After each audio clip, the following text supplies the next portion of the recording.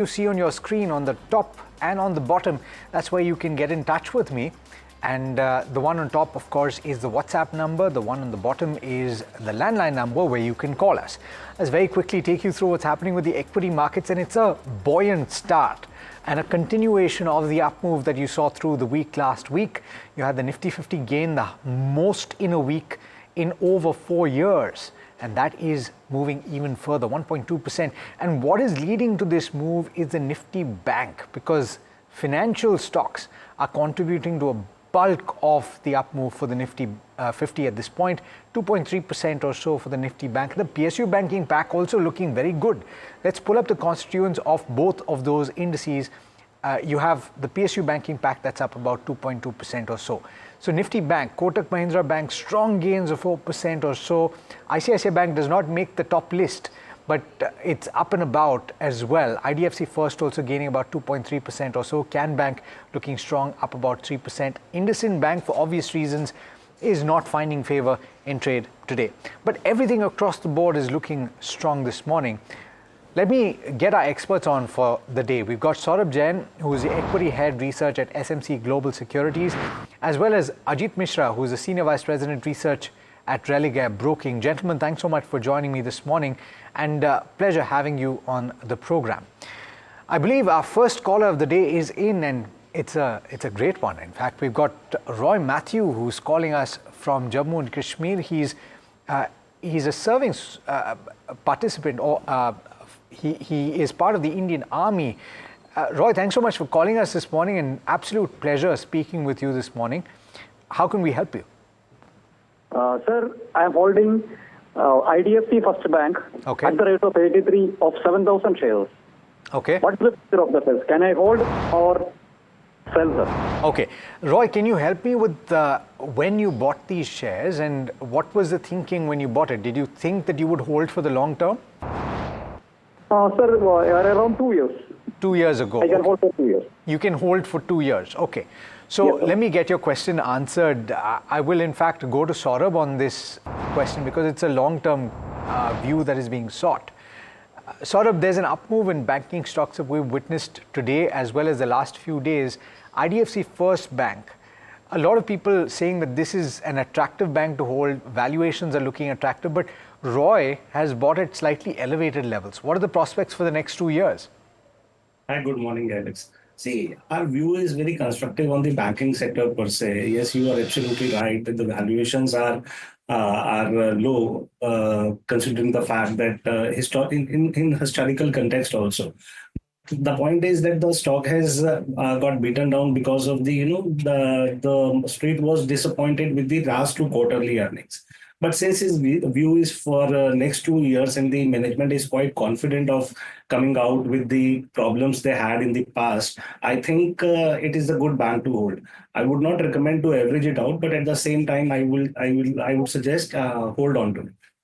Hold on. Another, Roy, hopefully that answers your question, and thank you so much for what you're doing. It, of course, keeps all of us safe, and absolute pleasure having you on the show. We've got the next question on Utkarsh Small Finance Bank, and this is a question that has come through on WhatsApp. It is, I'm trying to figure out who this is. Preeti Tekchandani is asking this question. She's bought at levels of 30.7 in a very large quantity at that, to the extent of 34,000 shares. What should she do at this juncture? The stock is currently trading at 25 or thereabouts. On the charts, Ajit, what is the view here? Yeah, good morning, Alex. So, Alex, it's a decisive downward journey for almost like 8-9 months now. That earlier post the listing, it was hovering in this band 44 to 66, but post the breakdown, we are seeing gradual drift. Of it, the stock has reclaimed short-term averages, so that may result in further respite, but the overall trend still looks negative, and it's not going to change until we decisively reclaim 35 mark or form some reversal pattern. So as of now, my recommendation is to maintain a trailing stop at 23 and use this recovery towards 34, 35 levels to exit your longs. All right, so hopefully that answers your question, Preeti. We've got our next caller from Chennai. Hari is calling us. Good morning, Hari. How can we help you today? Hi, Alex. Good morning. It's nice talking to you. It's my pleasure. Yeah, Alex, my query is regarding Bajaj Housing Finance. I got it at the average price is around 140, yes. And I have a quantity of 200 with me. So I'm sitting in a very minimal loss, but I'm wondering since there is a large portion of the 1 year lock-in is getting ended next month. So I was wondering whether to hold this or I can average it in the next month. I really don't understand how this stock will progress. Booking a loss is not a problem, but I just want to know whether I can hold it or for a long term, or what should I do on this? Okay.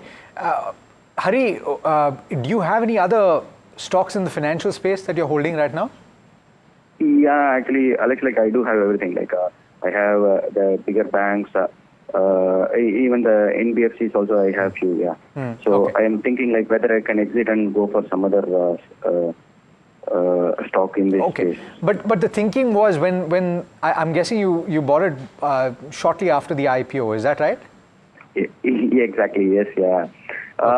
So even when I bought it, I saw the price to book value was very high, but I thought it will do good in a longer run. But I don't see anything moving on this stock. Yeah. Okay, but you bought it for the long term, right? Yes. Yeah. Okay. So Saurabh, so normally for a 1 year lock-in to end, this is something that usually brings people to the table to say, let's take some money off the table, right? And there are substantial gains that people have made through the IPO because the issue price was 70 rupees. Is the concern valid, and would you hold for the long term? Would you use any dips to accumulate the stock? I think the concerns are valid enough. In the past also, we have seen whenever the lock-in period ends, there is an enormous amount of silence that comes in, maybe for a short while. And that depends upon the credibility and the credentials of the company also, how the company is working operationally, as well as the valuation metrics also. So in case of Bajaj Housing Finance, we have already seen good amount of correction coming in from as high as 10 times to book value. Now currently it is trading above 5 times to book value. It's considerably at premium than its peers. But also you have to keep in mind that the company has always grown above the industry average. It has grown to the extent of 25-30%.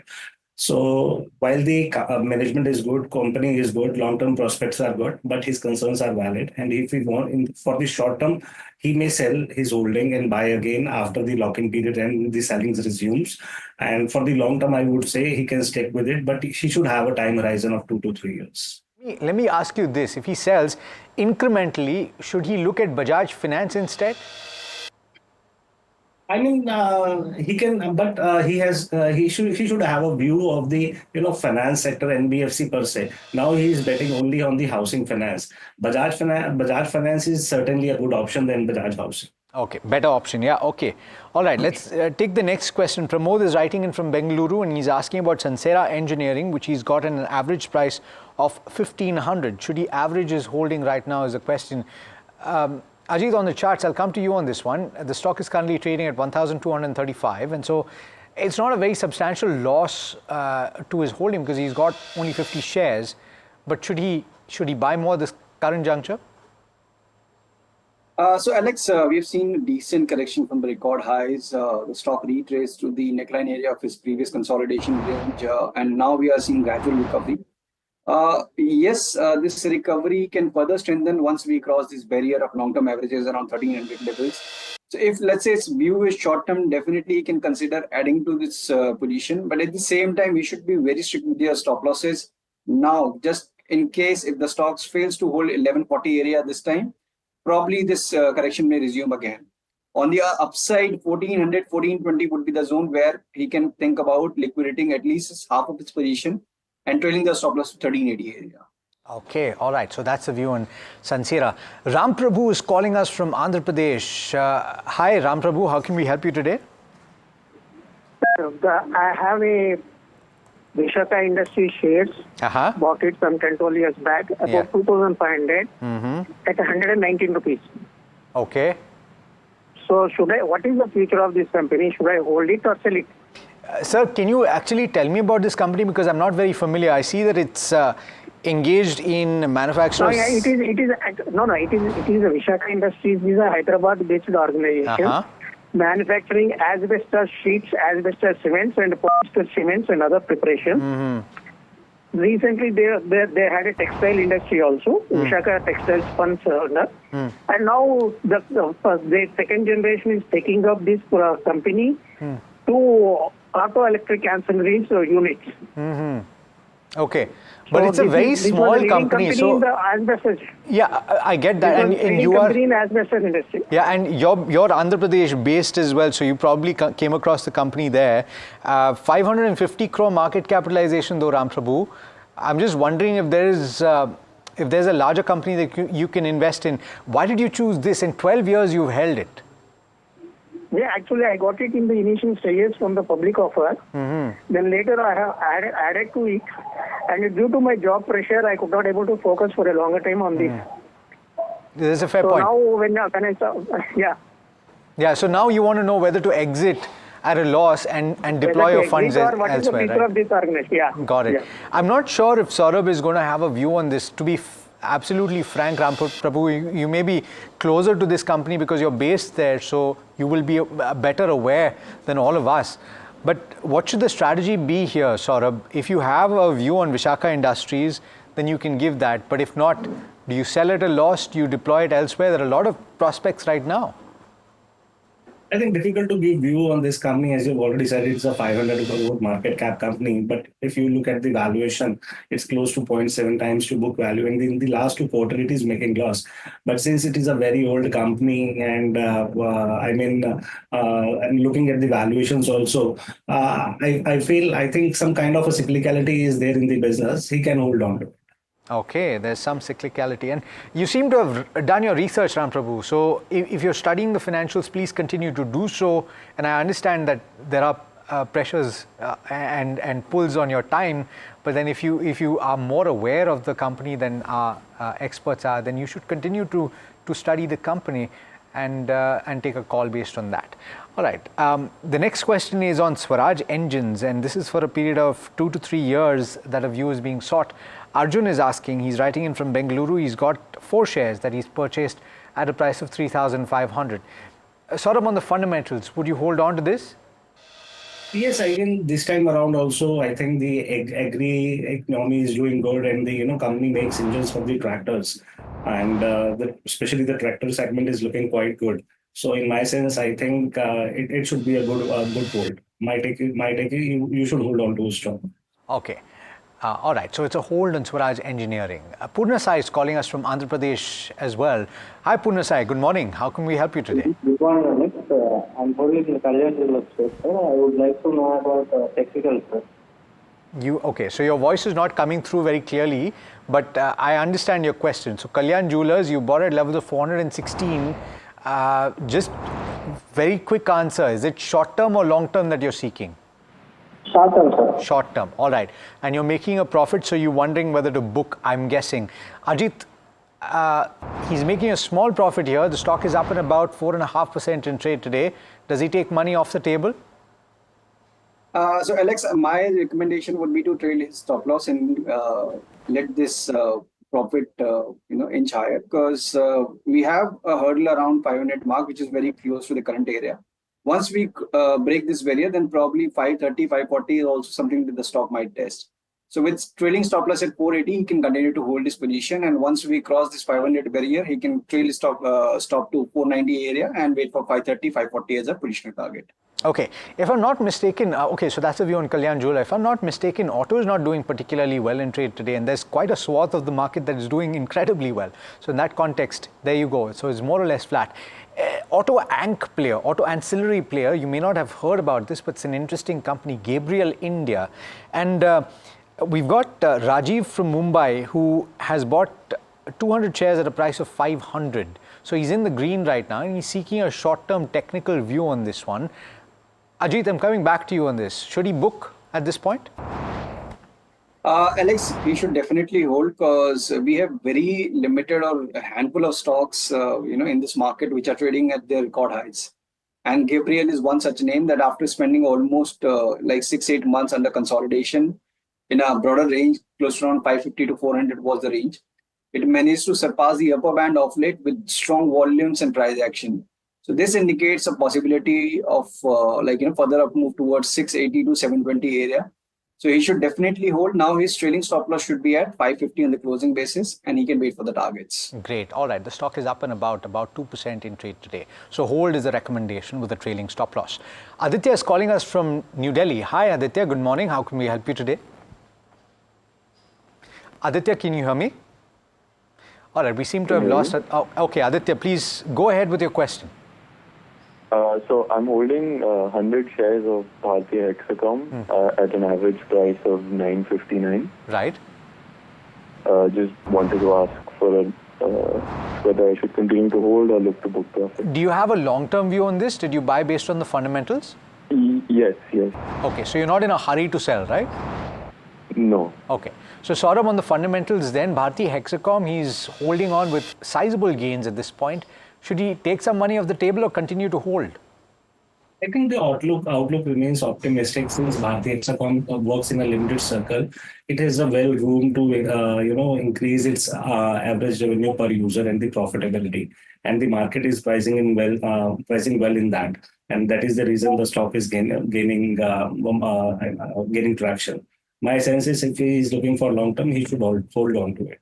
Sizable gain over the last month or so. All right. Aditya, that's a view on Bharti Hexacom. It's time to hit the rapid fire segment on the show. And this, remember, is where we throw as many questions at our experts as possible over the course of 2 minutes. Saurabh, Ajit, hope you're ready. The first one coming through is on Axis Bank, and this is a question from Mark.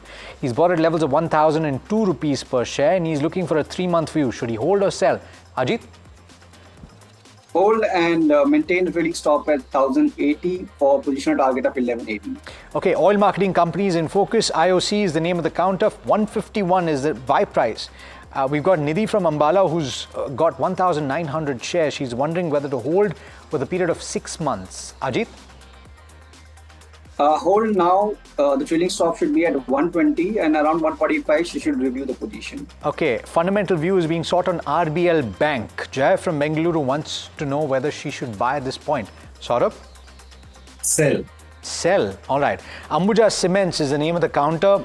80 shares at 584 piece bought by Sunita. What's the view on the charts? Ajit? It's underperforming. Better switch to Ultratech or Dalmia. All right. CDSL is the name of the counter. Buy price is 1257. Gul wants to know whether to add more at the current juncture or wait for the quarterly results. Saurabh? Wait for quarterly numbers. RVNL is the name of the counter. 25 is the buy price. 1,000 shares. Wow, that's incredible. Would you hold or take money off the table? JV wants to know. Ajit? Certainly hold, and now since he is a long-term investor, 300 is the immediate base with 460, 480 as a positional target. Okay, Wari Energy 2,930 is the buy price, 35 quantity. Srinivasa Rao wants to know hold or exit. Saurabh? Hold. Okay.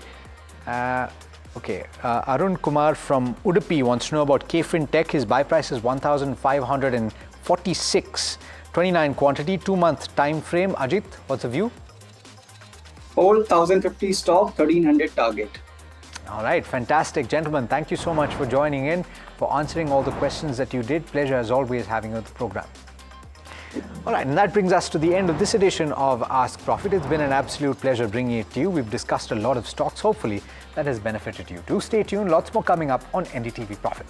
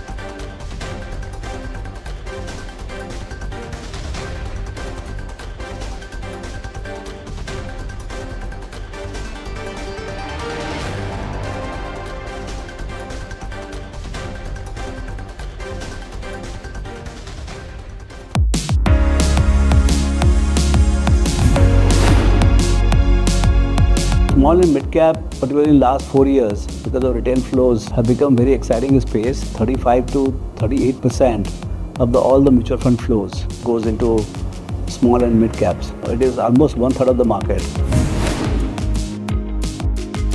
It is all about ideas, where clients or investors can make money.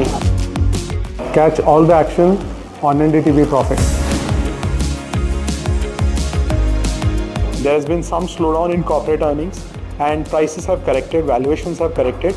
So this conference will provide a very good backdrop for investors to understand where the value has remained intact but price has changed. So therefore they can accordingly tailor their portfolios.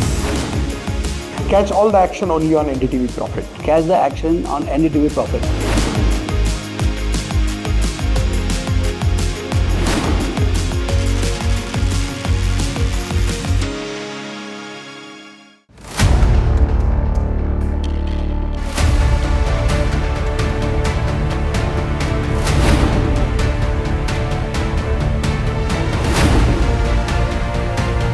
He sold most of his stock, 80%, as on that date.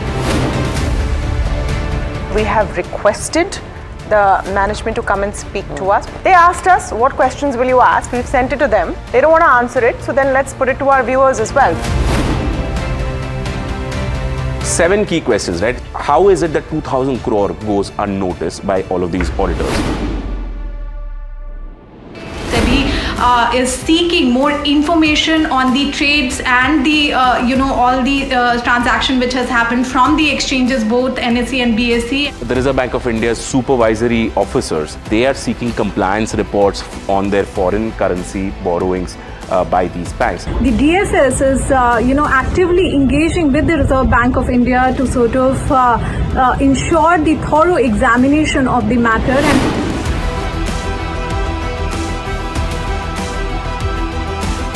And IndusInd Bank, as part of its internal review, had found that certain aspects of its derivatives portfolio was not meeting the standard that was set by the Reserve Bank of India.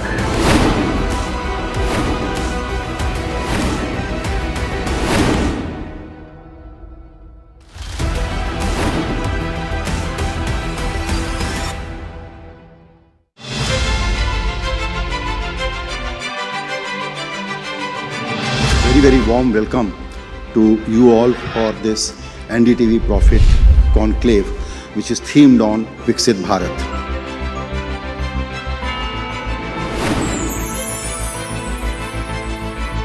A life which is both taking care of your material needs and taking care of your altruistic needs. That will be the true definition of Viksit Bharat.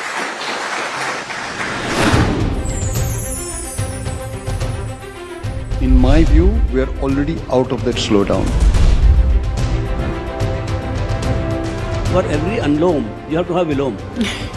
You can't just keep doing up and up in the breathing also. You have to come down. So the correction and healthy correction is a very, very integral part of the market.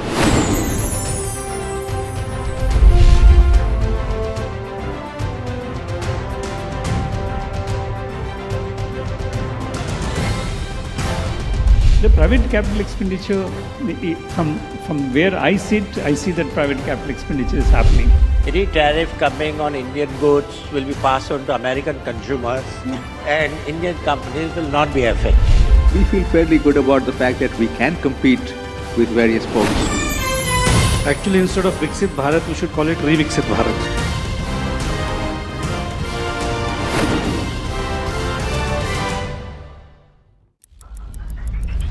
Headlines you start your day with. What matters worldwide is now in the palm of your hands. Get ready to seize the day and maximize your financial potential. Stay ahead of the curve with all you need to know on NDTV Profit.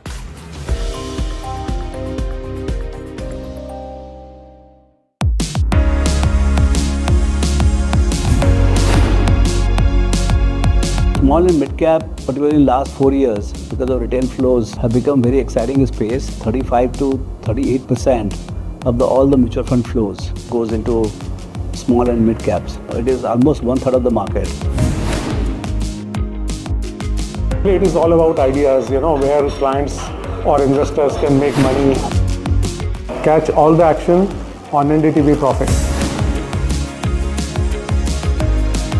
There has been some slowdown in corporate earnings and prices have corrected, valuations have corrected. So this conference will provide a very good backdrop for investors to understand where the value has remained intact but price has changed. So therefore they can accordingly tailor their portfolios. Catch all the action only on NDTV Profit. Catch the action on NDTV Profit.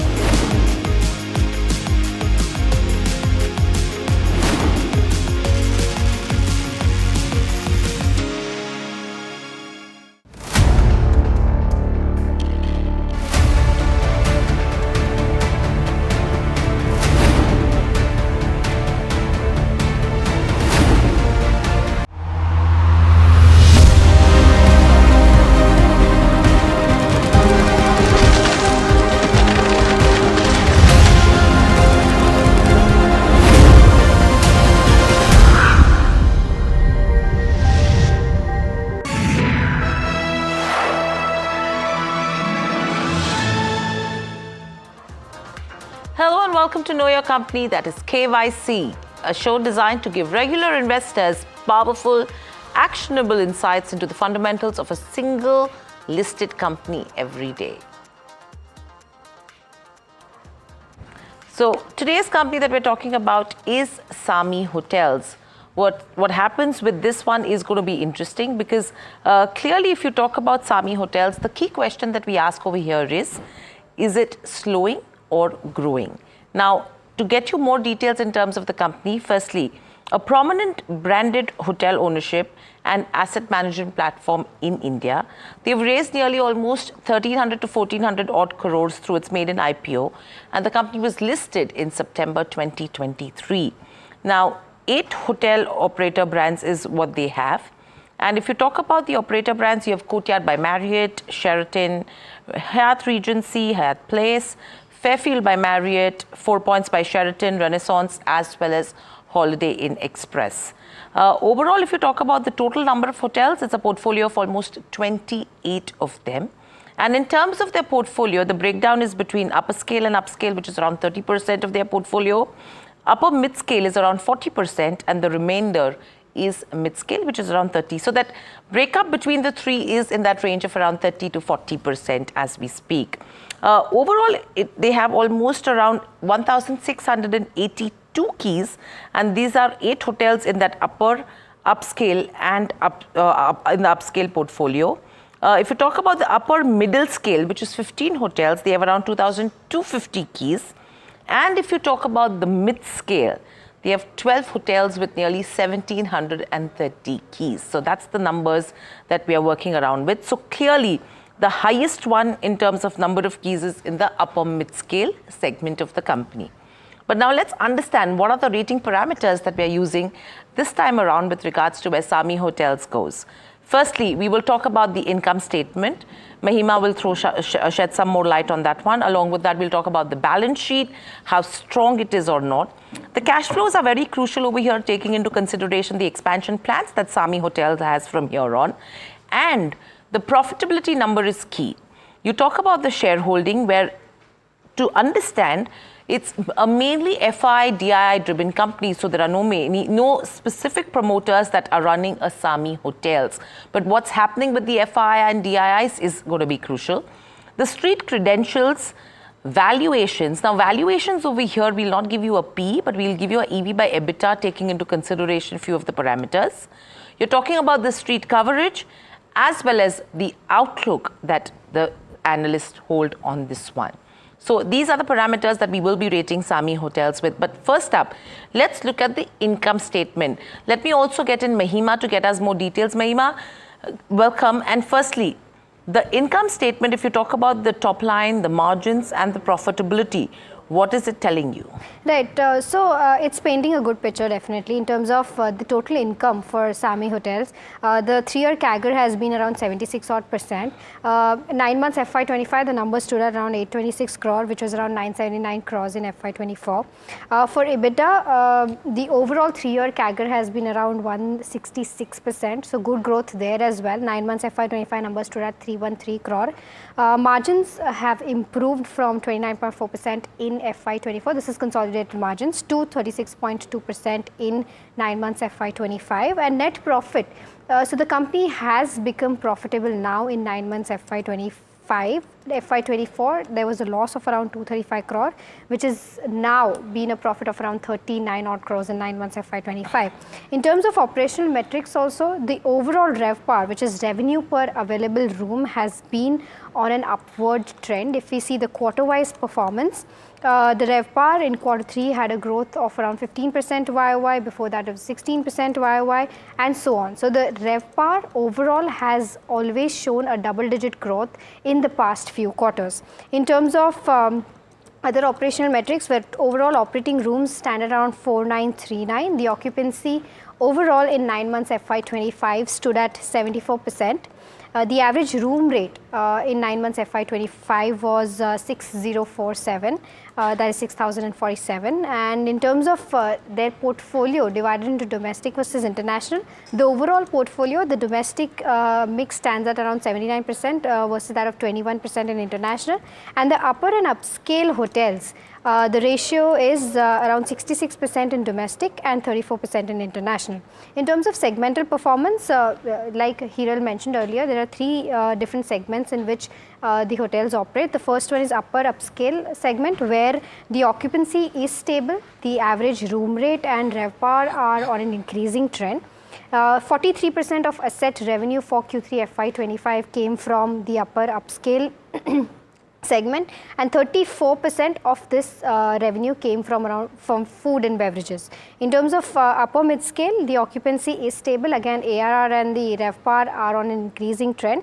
42% of asset revenues for Q3 came from this segment, and 25% of that came from food and beverages. Now, lastly, mid-scale assets. In this, occupancy as well as average room rate and the RevPAR are on an increasing trend. 15% of total asset revenues in Q3 FY25 came from mid-scale, and around 8% revenue came in from food and beverages. So here there has been a slowdown in terms of revenue from food and beverages, which is also overall has had an impact on the Q3 numbers. Lastly, in terms of segment-wise, the RevPAR, the upper upscale has seen a growth of around 16%, and the revenue mix is around 43%. The mid-scale has shown a growth of 18%, and the mix is around 43%, the revenue mix. And mid-scale has shown a growth of 10%, and the revenue mix is at 14%. So overall, good operational metrics as well as good performance, where the 4 key numbers are concerned, that is your revenue, EBITDA, margins and net profit, and which is why we've given a thumbs up for this particular counter. Absolutely, a thumbs up is what is warranted here, because clearly from what Mahima is pointing out to as well, the story seems to be growing so far, at least in terms of the first parameter. But let's move on to the balance sheet. Now, what's interesting over here is if you look at the net worth, the gross debt and the cash in bank. In terms of the net worth, that's almost equivalent to the gross debt of the company, and that is the concerning area, because if you talk about the FY24 debt, 1,560 odd crores is what the company was sitting on, with a net worth of around 139 and a cash and bank balance of around 150 odd crores. Whereas if you talk about the first half of FY25, the gross debt has increased, and this is to the tune of nearly almost 100 odd crores to 1,650 odd crores, and their net worth has grown marginally. The cash and bank has also remained pretty much stable, a 150 to a 195, so not a major improvement on that front. But the gross debt, if that keeps increasing from here on with the kind of expansion plans that the hotel is sitting on, that could be a concerning point, and that's something we will speak to the management as well shortly as to how do they plan to manage this aspect. So clearly, with the net worth, the cash and bank balance that they have, it's a neutral rating coming in on that front, Mahima. Absolutely. In terms of the cash flow as well, overall, if we see the cash flow from operations, they've been around of the same range. Overall cash flow from operations in FY24 stood at 157 crores, which is right now 122 crores. But the real picture will come when the year ends, and we'll have to compare the FY25 numbers with FY24 numbers. But in terms of the net cash flow position, the net cash flow position for first half of FY25 stood at 62 crores, which was 500 crores in first half of FY24, and this is because net cash flow was significantly higher because of the IPO proceeds that they had received. So this is not a like-for-like comparison, because this also includes the overall amount which was received from the IPO proceeds. So overall picture of cash flow, although in positive and in good numbers, which is why we've given a thumbs up where cash flow is concerned. Right. So 2 parameters or 3 parameters that we've spoken about so far, but now let's understand the shareholding pattern, because why that is important is because this is a company which is mainly held strongly by FIs, DIIs and the public. There is no promoter that is involved in a way with Samhi Hotels. Now, what's happening is the FI holding has been on a reducing trend. From a 64.6% in September 23, it's actually gone down to 54.8%. Similarly, the DIIs are also offloading. It's gone down from 22.4% to a 18.6%. Yes, one aspect we need to consider is with regards to the absolute number of shares, but overall it's a declining trend there. And the public shareholding has doubled or more than doubled from a 12.9 to a 26.7. So there are concerns coming in that why are FIs and DIIs offloading, and what happens with regards to retailers, because mutual funds are now holding 15% stake. You have your AIFs which are holding around 3.5%. Your FDI is around 22.9. FPI is around 31.8. Individual holding stands at around 20.3. You have Madhuri Madhusudan Kela is holding 1.7, and corporates are holding around 3.4%. So yes, Madhuri Madhusudan Kela coming in is something which the street is looking forward to, but the key trend with FIs and DIIs offloading, that's one of the reasons why to this one, if you talk about the rating as well, it's a pretty mixed rating that comes in over here, and we give it a thumbs down though, mainly because FIs and DIIs are offloading. Right, absolutely. In terms of the street cred also, Hiral, overall, it did list at a premium of 7%. It listed at around a price of 134. The overall stock price has been up around 12% since its listing now. The stock has been up 20% as compared to its issue price, which stood at around 126. And the stock is down by about 28% in the past 6 months overall. But of course, this is on the back of the market weakness that has also taken place in the past 6 months. But overall, since the stock has been down 28% in the past 6 months, but it's still 12% above its listing price. We've given it a neutral rating for now, and we'll have to wait and watch out for as to how overall their capex plan plans out, how key additions take place, and how occupancy rate also goes up from now, and how that adds to the overall top line. And that is something which will also make even investors interested in the stock, and then see how the stock performance pans out. Right, and the next one is with regards to valuations. What is interesting is between Samhi, Chalet, Indian Hotels, ITC, EIH and Lemon Tree. These are the ones which we've compared. And if you talk about the valuations, the current trailing for a Samhi is not something that we're looking at. We've given a EV to EBITDA trailing which stands at around 15.5 times. If you talk about the other companies as well, clearly, this is one of the cheaper ones in terms of Samhi. Chalet is on the expensive side. Indian Hotels, of course, is on the expensive side. What comes in line with them is somewhere like a EIH. Lemon Tree again on the expensive side, right? So it's a neutral rating. It stands in between. We will have to watch out for the price to earnings, taking into consideration that it's just turned profitable. So from here on, the way the valuations pick up with the performance is going to be key. So we will watch out for the future valuations from here on, but slightly on the neutral side, only and only reason being that the company has just turned profitable now, and it's still in between all of the names that we've already mentioned so far. Right, absolutely. And in terms of the analyst recommendations, there are overall 5 brokerages that are covering this stock at present, and all 5 have given a buy rating. And the overall return potential as per Bloomberg consensus stands at around 91%, which is why we've given a thumbs up. So overall, in terms of street coverage and analyst recommendation, all buys, no hold and no sell, and overall a 91% return potential, which is why we've given a thumbs up for the counter. So So 91% return potential and a thumbs up. But let's overall look at the outlook from here on. They're expecting a RevPAR growth to be stronger in the coming quarters and a 18% inventory addition to 5,650 rooms, and the net debt of around 1,700 to 1,800 odd crores in 2 to 3 years. So that is something which the company seems is not worried about. That's the range, and we are way below the range right now. In terms of upper upscale, they're planning to double the inventory in this portfolio, and addition rooms will come in the existing hotels. They're looking at conversion of 4 points by Sheraton, Pune and Jaipur, and the existing building in High Tech City. They're opening up a Westin Bangalore, Whitefield as well. You're talking about upper mid-scale, they're looking at addition of inventory at Fairfield by Marriott at Chennai.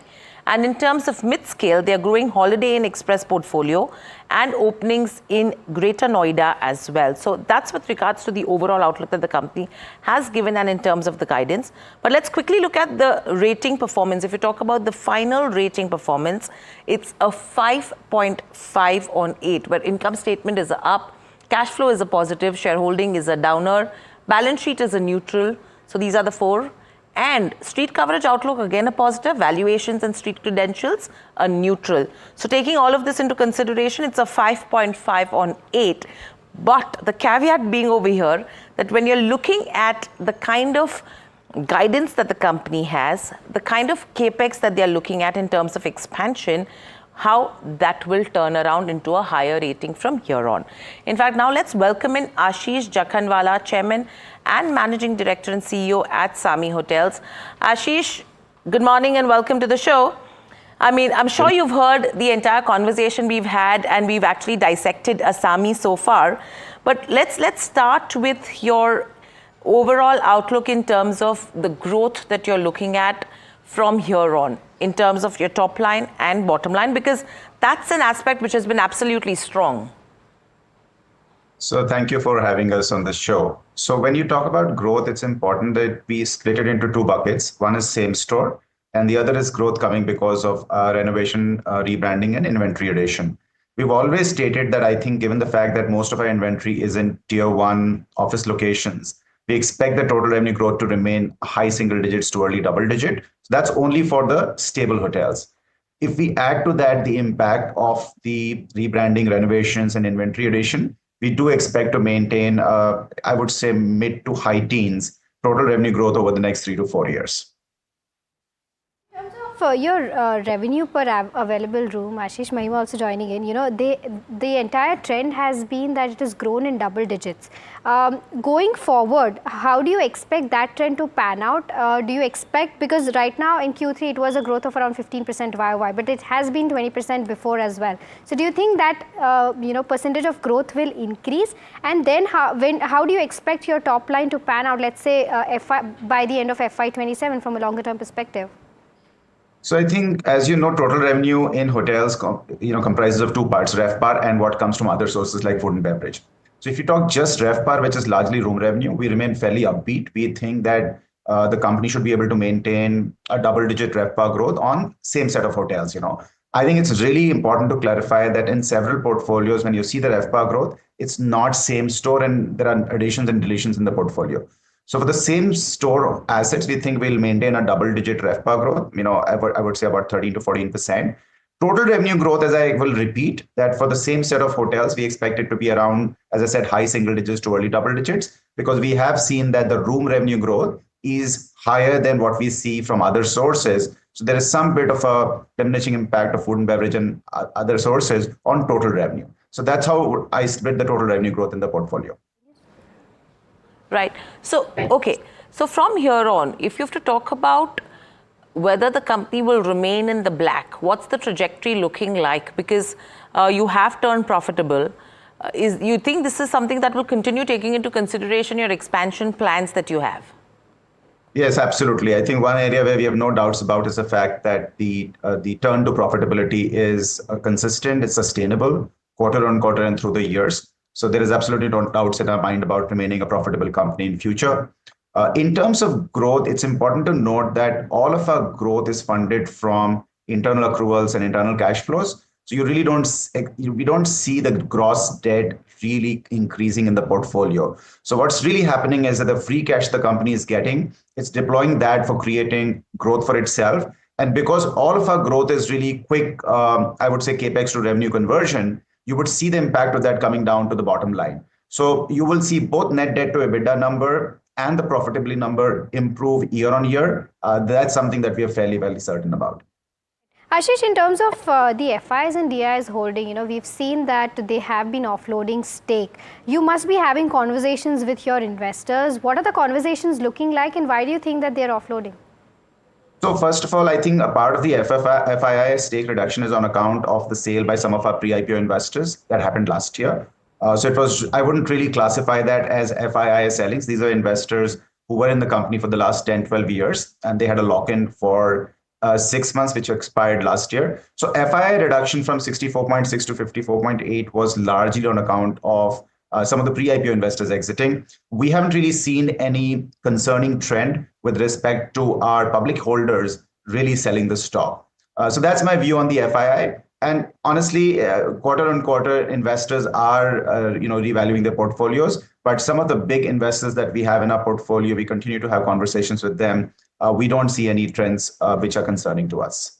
So Ashish, my question to you will be, are you looking at any other marquee names to come in, taking into consideration some portion of lock-in also ends, in recent days now? So let me clarify, the lock-in, what is expiring, the number may be large, let's say about 20 odd %. But the fact is, one of the largest shareholders in the company has been Asia Capital or ACIC, and they've not really sold a single share for the last year and a half. So while technically the lock-in is expiring, I really don't expect that block to come into the market. So we really don't see a lot of supply coming in. In terms of bringing in marquee investors, I have built the company with institutional investors over the last 14 years. That's been a strength. And therefore, we continue to look at some good investors who can join the cap table, and we can build the company alongside them. Ashish, you've overall guided that you'll be adding, over 18% of inventory, and this will lead to addition of 2,650 odd rooms. What will the capex number roughly? Overall, you've also said that your net debt will remain within that range of 1,700 to 1,800 odd crores in 2 to 3 years. But after 3 years, do you think that this debt will then see a decreasing trend? I think the debt will. We got to a peak debt as of December 2024, and that's largely on account of the acquisitions we made in Hyderabad and Bangalore. So the reason you saw a slight increase in the gross debt was because of those two acquisitions. From Q4 onwards, we've seen free cash coming into the business, which will eventually reduce our net debt. So I think pretty much we've seen the peak debt scenario as of December 2024. In terms of debt reduction, there are really two sources for that. One is, of course, the free cash that we're getting year on year. And I'll just take you through the capex requirement. And the second is the fact that we have announced what we call a capital recycling program, where we have sold some of our small hotels where the contribution to earnings was insignificant. And that capital also goes towards further sort of improving the overall balance sheet. So we've sold one hotel in the last month and a half or so in Chennai. We have a plan to continue with asset recycling. So when you look at free cash from the business and the proceeds from asset recycling, we feel fairly confident that we'll be able to take the net debt to EBITDA below 3.5 times over the next 12 to 15 months. In terms of capital expenditure, we have a planned capital expenditure of about 700-800 crores. And therefore, on an annualized basis, we'll see about 150 to 180 crores of capital expenditure over the next 4 years, all funded from internal accruals. Okay, so all funded from internal accruals is what you're looking at. And I think that is key because if the debt remains the same with the capex plans that you have, I think the story is going to be whether Samhi Hotels warrants a re-rating by analysts or not. But thank you, Ashish, so much for joining us on the show and sharing your views. So that's the management of Samhi Hotels. And overall, the key question from here on is, Mahima, that with the plans that the management is giving us and with the analysis that we've done from a 5.5, whether with the performance over the next few quarters, will the company be able to get a higher rating, and whether there will be a re-rating that could be happening by analysts on this counter or not. So Samhi Hotels, another KYC candidate for another 3 to 4 quarters. But completely out of time with this, it's a wrap on this edition of Know Your Company. Please stay tuned for more on NDTV Profit.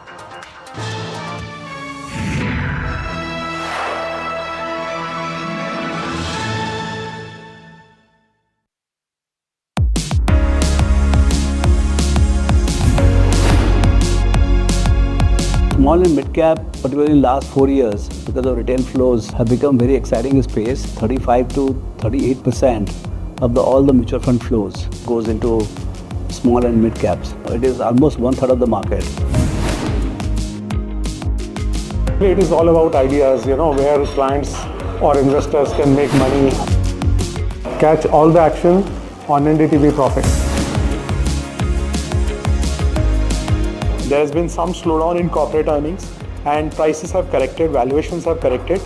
So this conference will provide a very good backdrop for investors to understand where the value has remained intact but price has changed. So therefore they can accordingly tailor their portfolios.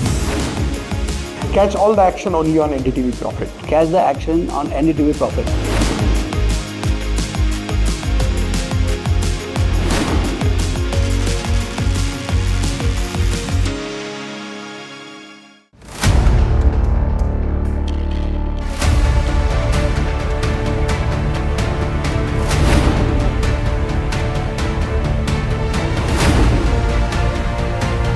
He sold most of his stock, 80%, as on that date. We have requested the management to come and speak to us. They asked us, what questions will you ask? We've sent it to them. They don't want to answer it, so then let's put it to our viewers as well. 7 key questions.